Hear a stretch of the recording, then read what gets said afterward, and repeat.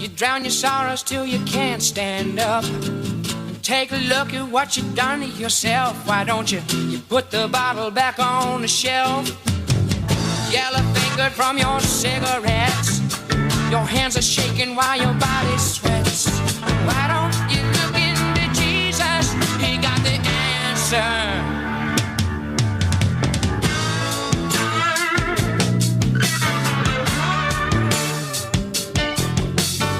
We are off to another mission live. Thanks for joining us this morning. Brian Boteller from the Gospel Rescue Mission in Grants Pass, Oregon. Today, we have got a great show lined up for you, and we have got, well, my production team is excited to be giving us all the cues. I don't know if they're back there. Can you see them? I don't know. Have we got you back there on the screen? That's fantastic. Today, let me tell you, here's the thing about the production crew. These guys make absolute magic happen, and they're totally above my pay grade when it comes to how do you work all this stuff. They're always kind of telling me, hey, look over here, look over there, don't do this, don't do this. Don't say that, Boteller, all that kind of stuff. And they make it look seamless. Now they're telling me to wrap it up. Hey, so this morning we have got Matt Roberts from the Bear Creek Greenway Project. He's going to be in with us to talk about just kind of what's going on with homelessness on the Bear Creek Greenway and kind of what's the impact that's happening there. We'll be showing the What's the Harm video that we released earlier last year. We'll be also visiting with Linda, one of our recent graduates from the women's shelter, the Fixo Family Center here at the Gospel Rescue Mission. We got a bunch of other things. We got a ministry spotlight, book review, all kinds of good things. So make sure you stay around and check it out. All right. Well, I think we're going to do our move for the What's the Harm video. Check it out, and we'll get back with Matt. Protecting the homeless as a class of people is harmful to society, the environment, and mostly to the homeless themselves. Let me break it down for you.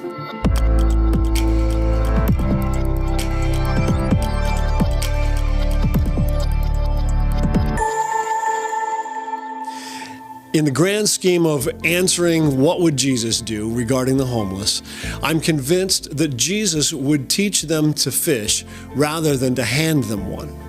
He's probably wondering why we, at least here on the West Coast, keep enabling and encouraging people who are created in His image to live far below their nature and ability, particularly when doing so is harming everyone involved.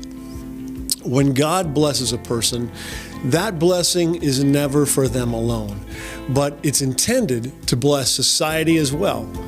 Unfortunately, the direction society is going is failing at solving the homeless crisis by all objective measures. But we don't have to continue going this way. I was having a conversation with a young journalist when he said that he favored a low/no barrier approach to homeless shelters because he felt that it did the least amount of harm to the individual. Asking what I thought, I pointed out that when the approach in the community was either the mission or jail or move on to another town, we simply had far less homeless in Grants Pass. In other words, when they were told to come to the mission or move along, the homeless largely did, or they established camps that were located to be minimal in their nuisance to the community. He was shocked, and he replied, "So you think we should force people to leave homelessness?" Well, I replied, "We both believe that force is acceptable to use. We just disagree on how and on whom. I want to force those who can leave homelessness to do so, and you want to force society to pay to accommodate their choice to remain homeless." Today, the same idea of harm reduction is being employed in the rhetoric surrounding the issues of homelessness. Blending the words harm reduction with homelessness sure does sound more loving, at least on the surface. But if we're going to get excited about reducing harm, shouldn't we try to do it to the greatest number of people? And shouldn't we be willing to ensure that reducing harm for one doesn't actually cause harm to another? Insisting that others clean up after you and pay for the trauma that you create is surely not an act of love, but it's actually immoral and wicked. More often than not, the destruction caused by homelessness has an enormous negative impact on good law-abiding citizens and on the environment. Not only is it unloving, but accommodating such behavior is teaching irresponsibility. So let me describe 3 ways that it's unloving to society, to our environment, and to the homeless themselves. Number 1, homelessness is unloving to society. It's unkind, unloving, and even harmful to force taxpayers to cover the cost related to the bad and rebellious choices of others. Law-abiding society already pays their fair share in funding law enforcement and its related expenses. Government is famous for being inefficient and ineffective at addressing the problem, particularly at the state and federal levels. They have a built-in spend it all or you don't get it next time process in virtually all of their so-called help programs, rather than budget guidelines that incentivize financial savings. In the end, good citizens see their taxes get spent on enabling homelessness rather than reducing it. Number 2, homelessness is unloving to the environment. The same people who have been complaining for decades now about the impending environmental catastrophes are strangely silent when it comes to the horrific harms to the environment caused by homelessness. The entire state laws have been changed to ban or greatly restrict the public use of plastic straws and grocery bags over environmental concerns. Yet the human waste created by the homeless that pollutes our waterways and air pollution caused by wildfires started by homeless get banned or protested by almost no one. The negative impacts of homelessness is easily 1,000 times greater than that of the general public's use of plastic straws. But the answer is always make laws that force and inconvenience those who aren't really creating the problem to fix it. This is not right, and it's not addressing the real and often permanent damage to our environment. Number 3, supporting what is soon to become the homeless class is unloving to the homeless people themselves. The Bible has no category divisions like class, and neither should we. Its writers recognized those who were poor, sojourners, aliens, and strangers, but it never placed people in fixed categories the way that we do today. Attempts at solving the homeless crisis by trying to persuade the public to fund and accommodate urban camping as a lifestyle choice can only be done by people who neither have nor would make such a choice themselves. Homeless camps are riddled with disease and crime, where safety, security, and health are rare and fleeting. All of these problems only compound over time, so that the longer a person chooses to be homeless, the harder it is to have good options to choose from. Do no harm. It seems on the surface like a wonderful sentiment, and perhaps even a principle that could help guide decision-making. Unfortunately, the idea will never work if we only focus on one group at the expense of society at large. And that is exactly what's happening all along the West Coast right now. This approach has only enabled the problem of homelessness to increase everywhere it's employed. Enabling homelessness this way can only lead to the demise of our communities and to the homeless themselves. But there's a better way. The Grants Pass Gospel Rescue Mission has made their focus limit their services to those who express a desire to leave homelessness for good. We immediately integrate them into a program designed to help individuals see their impact on others and incentivize them to care. We teach them about the stewardship of their time, talent, and treasures, and we build in good habits that can be carried along after they leave our program. Many of our residents go on to become strong contributors to our economy and society, and that is an approach that truly reduces harm to everyone.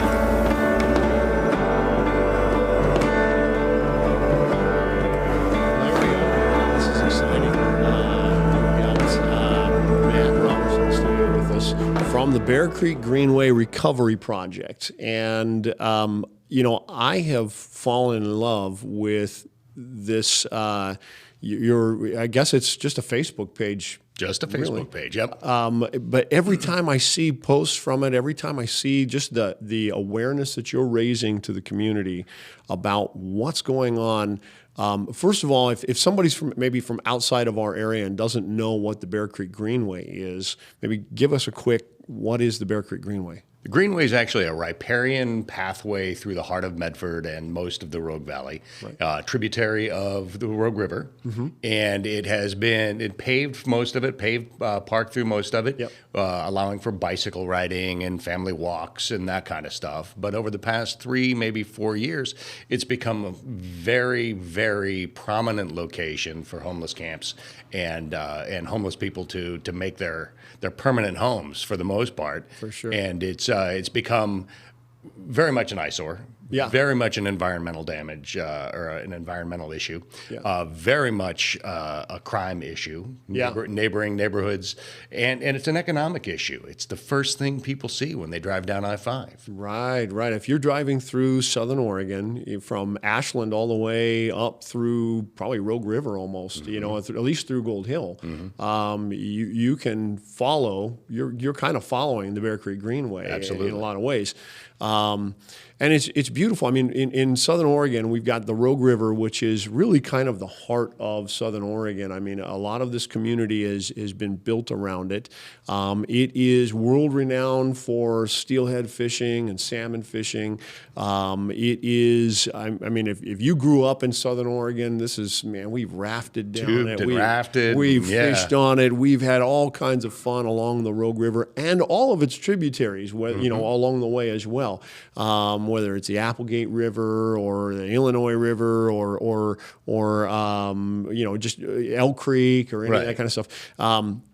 So right downtown, in particular in downtown Medford, there is Hawthorne Park, which parallels, is kind of absorbed part of the Bear Creek Greenway in a sense there. Yeah. And it's truly. It is beautiful when it's at its best. It's a gem in the heart of Medford. It's an emerald, in the heart of a city. It really is. Yeah. And last year and the last couple of years, I mean, it seems like it rather than being this beautiful place where families can go and enjoy. I mean, I used to take my kids bike riding mm-hmm. and stuff there. Now all of a sudden, you just don't see like as many female joggers and things like that. You don't see families down there at all. You certainly anymore. Don't see families down there, and then the last couple of years we've seen like forest fires. Shoot, we've lost almost entire communities mm-hmm.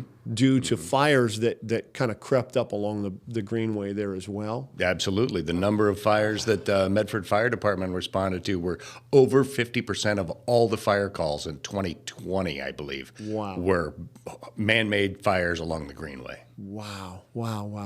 So here we've got this beautiful thing in Southern Oregon, this thing that really, represents us. And what we're doing is we're just allowing this group of people to live in a way that's outside of community standards. It's destructive to the community, and it's all happening right there. I mean, what do you tell me? I mean, what do you kind of sit there and you're just dumbfounded about why in the world would a community allow this? Well, and that was part of the reason I started the Facebook page. Was driving down the freeway one day and seeing this area called Paradise, which was the phrase coined by the population that lived in this large open field along I-5. Right. And it was 50, 60 tents. It was huge. And it was mountains of trash and stolen bikes and just dramatic, chaos and decay. And I was dumbfounded. I'm like, how have we allowed this to happen? Why aren't we doing something about this? Yeah. And why isn't anyone talking about it? Right. Which was part of my struggle with it was this is in front of everybody's eyes. Yeah. Anybody who drives through downtown sees it. Anybody who drives I-5 sees it. Yeah. Anybody who uses either North or South Medford exit sees this. Yeah. And nobody is saying anything about it. Well, the thing is I hear people saying things about it, but usually they're the loudest people seem to be the people that are kind of like, they're the ones that would try and shut everybody down if you actually said something rational about it. I mean, they're the ones that they're the ones that are going to frame you as cruel and heartless to, uncaring to people, poor victims of circumstance, right. And everything, which is not at all who we're talking about here. We're talking about people who are intentionally urban camping, it's easiest thing, and they're wagging their finger at the rest of society like it's everybody else's fault. And I'm like, yeah, 4 years ago though I didn't see this stuff. Right. Where were they 10 years ago, 20 years ago? If this didn't just, I mean, it kind of happened overnight, but it didn't happen overnight. It wasn't always with us. Right. And it's guys like you and me who've been around Southern Oregon for a long time. And I'm sure that there are people in LA, in Portland, in Seattle, in San Francisco that are kind of, that would kind of go, you know what?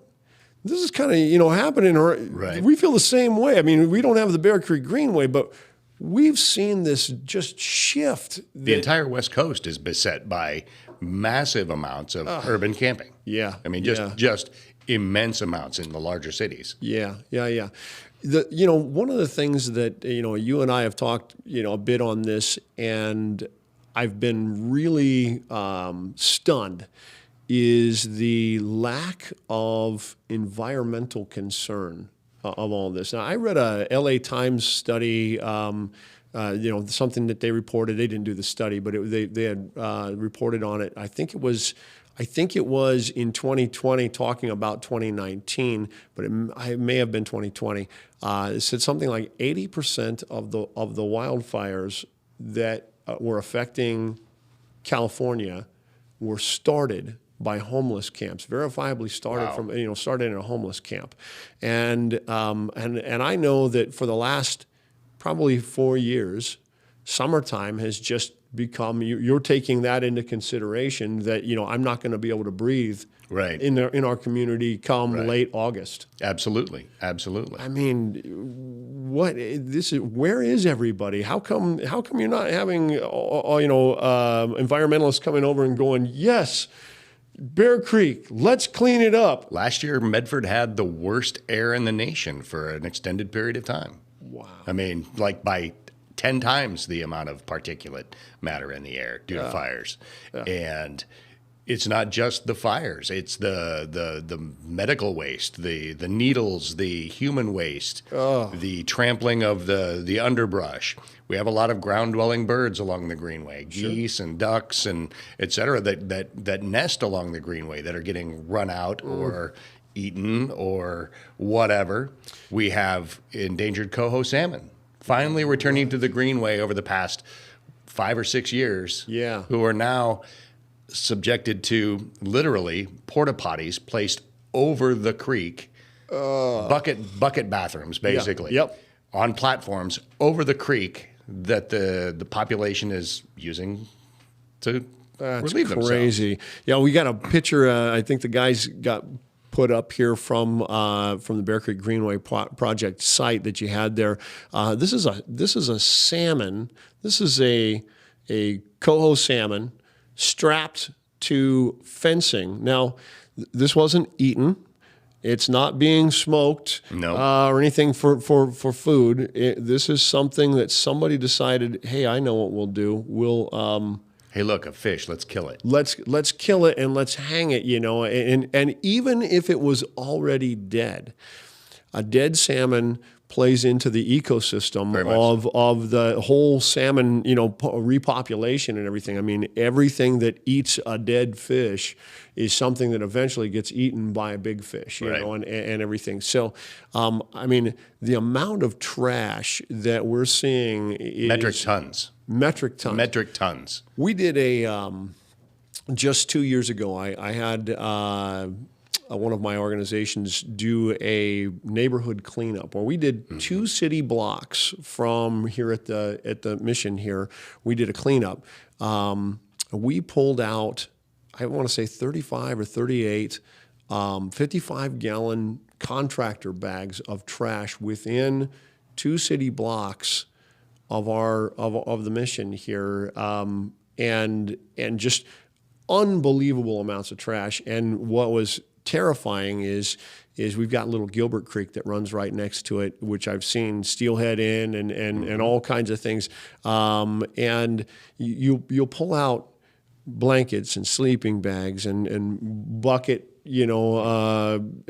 commodes, yeah, and drug needles and all this stuff that just gets pulled out. And this isn't hyperbole. That's the thing. I mean, you can't overstate this mess. No.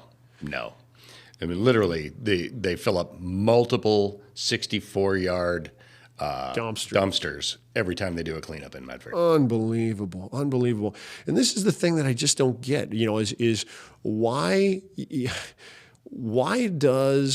there are people who seem to think that, they want to go, well, yeah, but you guys should just go out and clean it up. And I'm like, well, I didn't make the mess. Right. I didn't make the mess. I mean, I know somebody's got to clean it up, but why isn't there some kind of a forced work site or something where if you're camping, you should be forced to clean this stuff up. Yeah. And the problem is that there's a cost involved in managing that and running all of that, and where's it going to go? And a lack of accountability in the population. Utter lack of accountability. And really, this goes. Again, we talk about things that spin off of ideas for you and I. A lack of accountability to the people from the people who are giving this stuff away. Mm-hmm. First of all, these things that we're seeing, 80% of the stuff that we saw picked up came from taxpayer-funded stuff that was getting picked up around here. Your tax dollars and mine being given away by community action groups and different government sourced and funded things. And if they're government funded, that means you and I paid for it. That means that you and me and everybody watching paid for this stuff that pays their taxes, and we paid for this stuff to be incessantly thrown into these piles that never get smaller. Mm-hmm. And I mean, how many cleanups did you guys even do last year along the Bear Creek Greenway? They were basically once a week for the entire summer. Wow. And they've come back. Obviously the holidays put a stop to things, and staffing issues and, numerous issues caused a slowdown in the cleanups. Yeah. But most of the spots that were actually very much enjoyable again to the general public are just atrocious now again, right in the heart of downtown Medford. And I don't blame the local government. Right. I blame the people who are allowing this and encouraging this. Yeah. The reality is that homeless camps don't pop up where there aren't resources to help sustain them. Correct. And, the Hawthorne Park, 10th Street footbridge areas are where some of these groups set up camp. They actually use them as their business addresses online, Right. And so that's why we see these camps pop up in Paradise because it's walking distance to the park. Right. You know, it's close. Driving up here today, once I got out of Medford, Yep. I didn't see any camps along the Greenway. I didn't see any camps along the Rogue River. I didn't see, because there are no resources there. Right, it's right. too So far away for just them. like the old pictures of like travelers in the desert, coming to the oasis where there's shade and Right. water and all this kind of stuff, and then they tent camp around all that stuff. Same thing's happening, right? Absolutely. Yeah, They're going to where the resources are. Right. And one thing I learned when I first started the page was that the I don't know if it's the most recent point in time count, Yep. which is the count that the government does or the government contracts out Yep. to estimate the population of homeless people in a given done area. every January. In fact, we're due for another one right now. Yeah. So yeah. So that point in time, and this was just after the Alameda fire. Okay. Okay, that point in time count suggested that over 30% of the homeless population had zero ties to the Rogue Valley Yeah. 6 months prior to the Alameda fire. Yep. So we created some much needed resources for people who were victims of that fire. Yep. Absolutely. Yep. But it was so loosely governed and so haphazardly handed out Right. that these people discovered, hey, we can get a free hotel room for as long as we need it. We can get, free supplies. We can get food every day at this Yep. park. We can get, and 30% of the homeless population was estimated to be from out of the area at that point in time. Same kind of thing happened in Josephine County when we had the folks getting help at the fairgrounds here, and I knew, because I work among the homeless and everything, I knew homeless people here on this side of town that all moved over to that side of town because everybody was handing out all kinds of free stuff, and so these guys were just draining off all of those free resources that were really intended to help people who are victims of the fire. Absolutely. And everything. And we noticed even in our population, in our resident population, that we've had a shift. It used to be about 90% of the people that we served here, even 5 years ago, 90% of them were from Josephine County. And those that weren't from Josephine County were from Jackson County or Douglas Right. County or something. And now I'd say maybe half Really? are from Josephine County. The other half are from outside the area. And you're just going, what in the world, again, is happening? Well, what's happening is you create an oasis, and so they're coming to where the resources are. Hopefully, when they're coming here at the mission, they're coming because they understand, well, we're not playing around, man. And I'm only serious. You're only welcome here if you're planning on getting out of homelessness. And there's a desire to get out. Right. Yeah. If you don't want to do that, then you're wasting our time, and we don't want to waste yours either. Right. I mean, if you're just looking for handouts, this isn't the place for it. Go find that Absolutely. somewhere else. Yeah. Well, and we were talking previously about the billions of dollars being spent in metropolitan areas, LA, Seattle, Portland, San Francisco. It's an industry. Billions. It's a government cottage industry. Absolutely. With bureaucracies all developed around it. And you have, take a look, at the 990s for any of the help organizations that are supposedly helping. Just find out what they get paid. Find out what their top officers get paid. Right. They make a lot of money. If you want a 6-figure income, go to work for one of these agencies, that are government funded and government supported. Check the Gospel Rescue Mission if you want, and check what we make by comparison. And that's not a complaint. Right. That's saying that we just do things efficiently here, and we're not into it for the money. We're into it to get people out of homelessness. And granted, it's a management challenge. It's a management, it takes a lot to do all that stuff.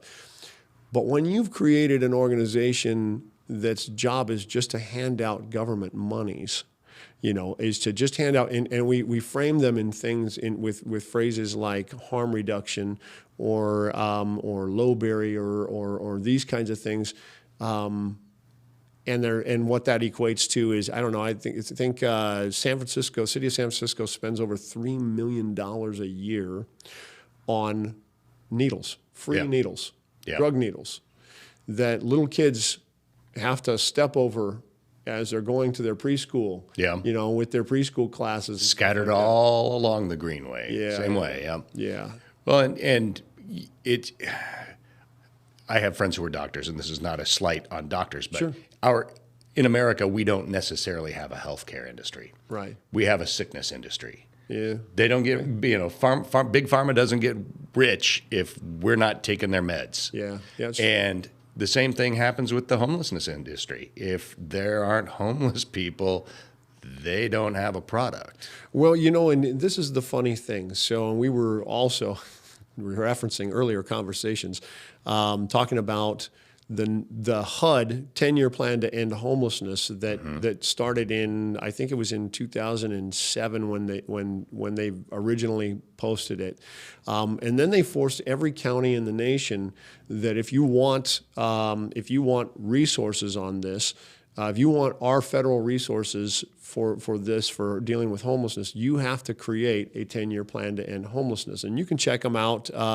In Josephine County, it was pulled off, but I may actually repost theirs because I happen to have pulled it off their website when they still had it up on their website from 2010, 2011. Josephine County's is still up from 2014. You type in, if you're looking online, type in 10-year plan to end homelessness. And then just ask yourself a question. Okay, now if I was going to build a business and I'm asking for a loan to get that business built, and I say, here's my 10-year plan for success in my business to have my business paid off. If in 5 years I could say all I've done is maybe 10% affected my goal, do you think that they'd still be okay with me continuing out with they wouldn't keep funding me, right? And if in 10 years, if I had actually seen a reverse of my goal, I think that you're going to end up with, in the nation, I think we're down maybe like 14% or something like that in homelessness. The West Coast are up, the Heartland's down, the East Coast, there's some places that are up and everything. They're all moving to the places that are implementing these give stuff out for free. Multi-million-dollar plans to build and buy apartments and hotels. Yep, they're buying. So what they're doing is they're buying up public lands, things that could be business, they're perfectly good business properties and everything where and small businesses that are revenue generators. Revenue generators, actual tax generators. They're buying this all up, and then and here's the thing, and nobody's holding them accountable. No. You said in 10 years you were going to end homelessness. You're a liar. Well, and what sort of business would go to a bank to get financing if the goal was to put yourself out of business in 10 years? Right. It doesn't make any sense. Yeah, no, you're right. Well, and now with 110's funding not being sent to actual treatment centers and treatment programs, but it's going to these ancillary fringe organizations who are harm reduction agencies and risk mitigation, whatever. Right. Man, there's a whole new level of money flowing into sleeping bags and tents. That's very, very true. Well, look, man, you and I could talk forever, and I'd love to have you back again because I totally, we're two guys singing the same song, and harmonizing, I think. I hope. Anyways, we both kind of got baritone and bass things. Yeah. So anyways, well, man, I really appreciate you coming on. It's been a pleasure. For people who might want to find the Bear Creek Greenway Recovery Project, it's Greenway Recovery Project on Facebook. Facebook. Yeah. Check it out. It's worth looking at. You'll learn a whole bunch about what's going on in our area. Maybe you're watching and you go, we've got a project just like that in our location. Send a link to it, and you know what? We'll get a chance to maybe highlight what's going on in your neighborhood. And feel free to message us images of camps that are impacting you. Yeah. We provide email addresses for city administrators who are directly in touch with the livability team. Fantastic. People who can help mitigate some of the problems for the public. And we post email addresses for the city council and the mayor. Good. So your voice can be heard. That's great, man. That is great. Well, that's exactly what we're trying to get people to see. You can be a part of this. Your voice can be heard, and we can solve this problem. and at least get us going back in the right track. Next up, we're going to have an interview with Linda and Manny, as we are just talking about and celebrating the success of one of our ladies from the Fixo Family Center here at the Gospel Rescue Mission. Check it out. I was disgusted with myself already. I was disgusted at the fact that I had no control over my life anymore. It was all me getting my next fix.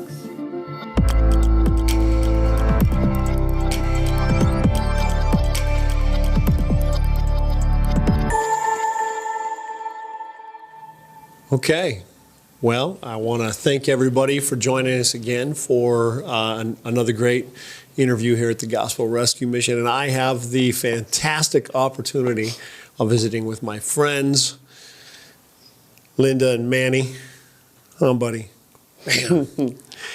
We are just celebrating with Linda what is going to be her. Is this today your last day? No, tomorrow. Tomorrow? We'll be moving over the weekend. All right.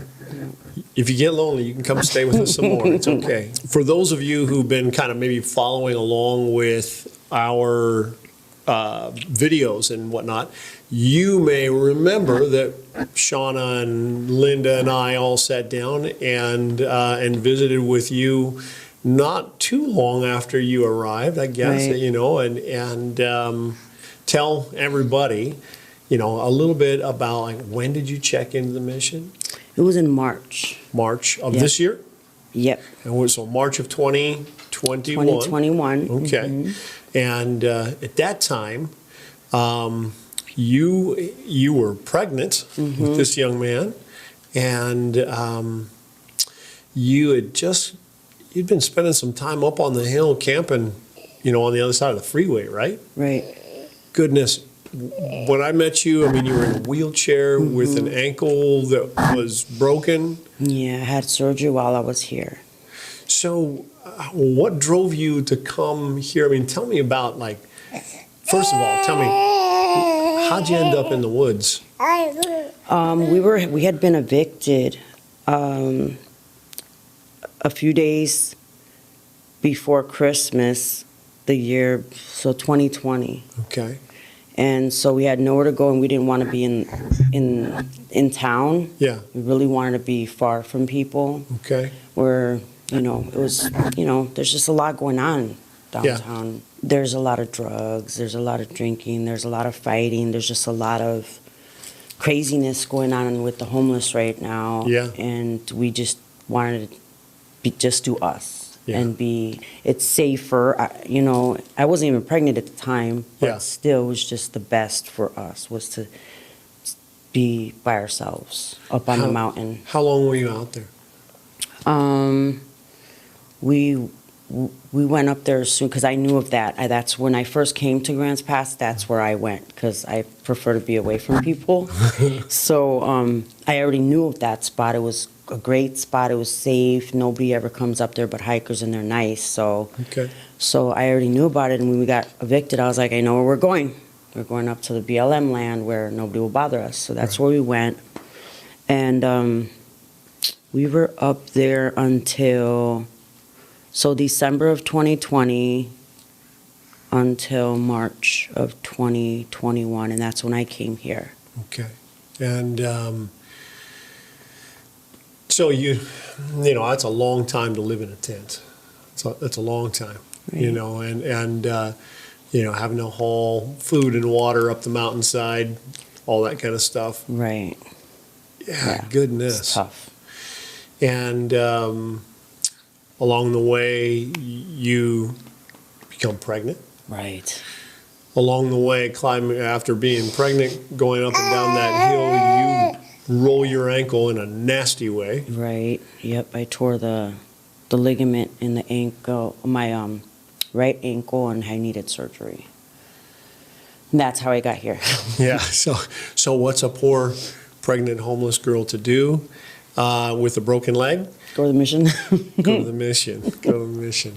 I remember talking to you shortly after you came, and it's pretty emotional time for you, you know, and pretty scary, huh? Yeah. Yeah. Yeah, and tell me stuff that, you know, I always ask, you know, what was something really hard about staying at the mission? I guess so many different personalities, and Yeah. I'm an introvert, and I'm a loner, and I've never really done people well, but it was that the different personalities getting used to. Not everybody's gonna be on the same page. Yeah. Some people have attitudes and some don't. You know, it's just conflicting personalities, I guess I would say. It's, you know, it's funny because I think that's a common thing among homeless people, frankly. I think it's one of the things that drives people to homelessness is kind of that awkward socially a little bit and everything like that. But I got to tell you, sis, I would never have guessed that you felt at all, you know, socially awkward or anything like that. I mean, you seem to fit right in. You have taken on a leadership role among the residents here, I think, admirably. Thank you. I don't know anybody that's not rooting for you. Thank you. That's And cool. and I think you've done amazing. And so, you know, stay here. It's awkward with people. It's awkward. You know, has there been anything in your stay that surprised you about, like, when you were like thinking about coming to the mission versus when you came to the mission? You go, yeah, it was a little surprising. I wasn't expecting that. To get so close to people and to make friends that I truly believe I can have, like, lifelong. Because from experiences in the past, I've never really had real, genuine friends. They usually want something, or, you know, Sure. it's not,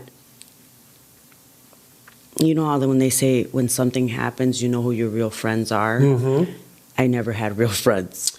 Oh, It was- okay. I was always there for them, but then when I needed them to be there for me, they weren't. And I found here, and it was so, I never knew that people could like me like that. Like, it was people that genuinely, they care about me. Yeah. You know, so I was just like, wow. And that's one of the things that I love, Yeah. that I actually found some really beautiful, great people that I want to always have in my life. Like, Good. I don't want to, just because I leave here, I don't, you know, plan Yeah. on. You spent a bit of time together now, and yeah, you guys shared a lot of tears together, watched a lot of ups and downs together. Right. You've had a baby together with Right. all these folks, you know, and stuff. That's pretty awesome, huh? That's a lot of fun. Something's recently happened in your life. Tell me a little bit about what's recently happened that's causing this departure. I'm going to be moving out. Yeah. To, I mean, you get your own place. Yes. Okay. Yeah, a Yeah. one-bedroom apartment. That's pretty awesome. Yeah. It's pretty so awesome. cool. Yeah. I mean, that's exactly what we would want for you, you know, to be able to have your own place and everything. Well, congratulations. I Thank mean, we're you. going to miss you. And you know, I hope you know our doors are always open to you, and you're always welcome to come back. And you don't have to come back as a resident. You can come back as just a friend. Right. Okay, Awesome. that's good. Well, we think about, like, what's the future, do you think, looks like for you? What do you got plans for? Well, we've talked about this before. I still want to do, I want to do the peer support thing. Cool. So, my case manager with Options, she already spoke to, there's another lady at Options that helps you with school. So I was already going to RCC before I got evicted. Well, we ended up on the mountain. I used to go to RCC. Well, I'm going to be going back. So I get to Okay. go back to school. Okay. And then I want to do some peer support. I think it's a great idea. I think you'd be Yeah. great at that. Thank you. So for those that maybe don't know what peer support is, can you tell us a little bit about that? Well, it's pretty much helping with resources and things like that. There's more to it than that. Like, I got really close to my peer support. She was awesome. She would we would do groups. She would counsel me. It's not the thing to counsel, but she did help me out because I could share everything with her. Sure. It wasn't just taking me out into the community and letting me know what help I could get out there. It was her sharing experiences that she's gone through, because there is the addiction aspect, and Sure. I guess, I've been clean for, how many years has it been now? Well, since 2013, I don't even count anymore. I was addicted to heroin. Okay. Wow. And that was my thing, and I've been clean since 2013. That's fantastic. How did you get clean when you stopped that? I mean, was it just kind of a cold turkey thing? Yes, Yeah. it was. There was a lot of things going on. I was avoiding my family because I didn't want them to see me that way. Sure. It was shame, it was embarrassment. They didn't deserve that. So I was avoiding my family a lot. And, well, my mom, it wasn't just my mom talking to me, but that was like, she just cried and she said that they needed me and that I needed to stop. Yeah. It was pretty much that. I had already gotten I was disgusted with myself already. I was disgusted at the fact that I had no control over my life anymore. It was all me getting my next fix. How long did you use? For about a year and a half. Okay. And yeah, it was hard, so. Yeah. And it was a cold turkey thing. It was like that moment, she was just like, she talked to me, I think if nobody had told me, we need you to stop and show that concern and that they They love cared, you and and care yeah, for you. I probably would have kept, even though I was disgusted and I was tired of, I have to every morning get up and I got to do this and I got to do that, and I really feel that was what I needed. Yeah. I needed someone to say, stop, you're loved, and this is no good. And, Boy, that's good. and from that moment, because I have to admit, I'm pretty strong-willed. Yeah. So if I make a decision. You live for a year in a tent on top of a hill, you know, Right. I mean, that takes a little bit of strong will to be able to do that. Right. Yeah. And you walked into a gospel rescue, well, you limped into a gospel Right. rescue mission, but you did it. That also takes a lot of strong will, Right. you know. Yeah. Well, we're glad that, you know, we know you that way, and that we get to be a part of the celebration of your recovery and all of that stuff. Right. You know, it's that it can be done. That's amazing. So you're hoping to be part of a peer support specialist, which would be somebody who comes alongside other people struggling with addiction and recovery, and not necessarily addiction and recovery, but primarily it seems like that's what they focus on. But you come at it from, like a lot of peer support people, coming at it from a position of, I've been where you are. I've walked through these things, you know, and I know, huh? Right. Yeah. I've pretty much been through it all. Yeah. Like, wow. Yeah. Yeah. All right. Imagine that you're talking to another girl who's this is your first peer support moment. Here you go. So you're talking to another girl who's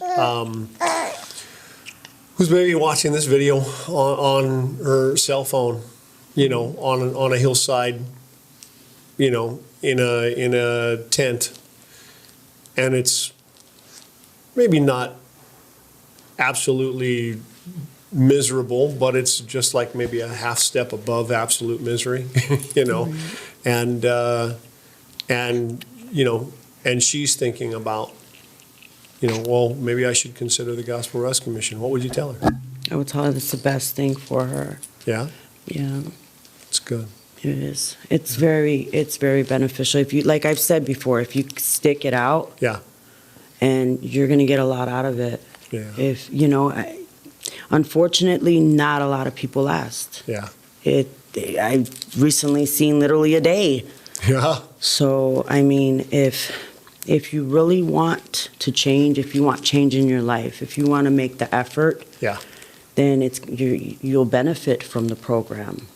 And, unfortunately, not everyone is ready for the change. I mean, they might say, oh, I want out of this, or at that moment, they're like, I'm over this, I want change, but once they get there, they're like, oh, no, I don't want this, and I don't want to do this chores, and I don't want this, and I want to smoke my cigarettes, and I want to get high, and so it doesn't work. For change to happen, you actually got to change, right? Right. Yeah. It's not easy. Yeah, we got to do something different than what we were doing before. And it's not easy, but it's good. Right. Yeah, it's good. I mean, you definitely would say life's better today than it was, in March of this year. Oh, definitely. Or any time earlier, right? Yeah. Yeah. Well, hey, congratulations. Thank you. I want you to know we love you, and just really want to see good things for you. I know everybody that's had a hand in the walking with you along the way, from my wife or Monica. I mean, we've all just felt like a total honor to walk with you. Awesome. And we've loved it. And Connie over at the thrift store or whatever, we've all enjoyed getting to know you and count you into our family of friends, Thank you. And we just want to, celebrate with you and pray for you and ask for good things for you. Awesome. If you're watching this, if somebody's watching this right now and just going, man, I want to be a part of what's going on, I would say start by this. When you pray, would you pray for Linda and Manny and ask for God's blessing on their lives? And pray for the Gospel Rescue Mission, for those people who come here who are looking for something, but they're not sure what. They're not sure if they have the wherewithal to do that thing of leaving their past behind them. Pray for us, and pray for us that we would do well by them and that they would be really ready to come in here, and pray for this young man that he'll grow into a fine man that serves the Lord and honors his mama and all of those things. And again, thank you for watching us another time here at the Gospel Rescue Mission. Man, pray for Linda and Manny as well. They are so sweet, and what a great opportunity we've had to talk with them. Today, we are talking about our book review again, which is from The Tragedy of American Compassion by Marvin Olasky. Let me read the back, another piece of encomia here from let's see, we'll do Dr. Tony Evans says, a must-read for people who want to understand and help correct the plight of hurting people. It's fantastic. I want to actually open it up and read to you a little section. This goes all the way back to America in the 1800s, excuse me.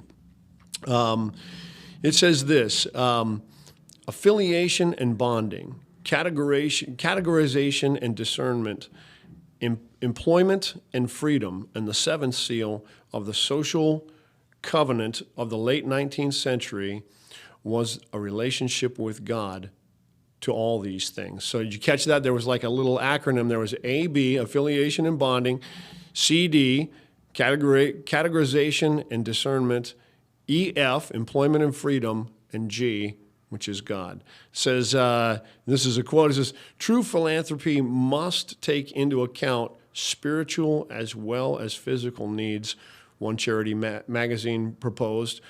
Poverty will be dramatically reduced if the victim's appetites and lusts and idleness revere the precepts of the Bible and form habits of industry, frugality, and self-restraint. Pennsylvania State Charity Commissioners declared. So this is the kind of stuff that was talked about in city governments, at a national level, at a state level, going back over 300 years in the United States, The Tragedy of American Compassion. I highly recommend that you read this. Now, I'm going to give you a little teaser that I often kind of tease the residents of the mission with, and that is, I want you to know and think through the difference between somebody who cannot read and somebody who can read but doesn't, okay? What's the difference between somebody who cannot read and somebody who can read but doesn't? The answer is nothing, okay? So if you can read, but you're one of those people that says, I haven't read a book since high school or since college, I'm going to tell you, you're functionally illiterate. Literacy, part of what comes with literacy, the gift of literacy, should be that we read every day. You should be thinking about the kinds of things that it's good for us to think about think through how other people think. So read things that challenge you, read things that stretch your mind. And again, The Tragedy of American Compassion by Marvin Olasky. This will be probably the last week that we point to that. I'll have another book for you next week. It's time now for our ministry spotlight. Hi, I'm Matt Heverly. I'm from Edgewater Christian Fellowship, and I'm the lead pastor. The primary goal of Safe Families is to help families that are struggling emotionally, physically, financially. We want to help them put their lives back together and be a safe place to raise their kids. So the focus is usually families that have trauma somehow, and that trauma is being transferred to their children. And so we sometimes will have the kids hosted away from that family until that trauma is fixed. And then our whole goal is reuniting the kids with their family. Safe Families works by taking 5 healthy families and surrounding one family that is experiencing some kind of difficulty. And those 5 families gather around that family and provide hosting, meals, mentoring, coaching, the gospel, and they're walking with that one hurt family until it's healthy. So the book of Galatians says, do good unto all, especially the household of faith. Jesus was remembered in Acts chapter 10. Peter's talking to Cornelius and he says, you remember Jesus? He went around doing good works. So a lot of times we forget that the gospel is for the whole person. So by helping families and showing them the love of Christ, it opens a door that we can share about the good news of Jesus Christ.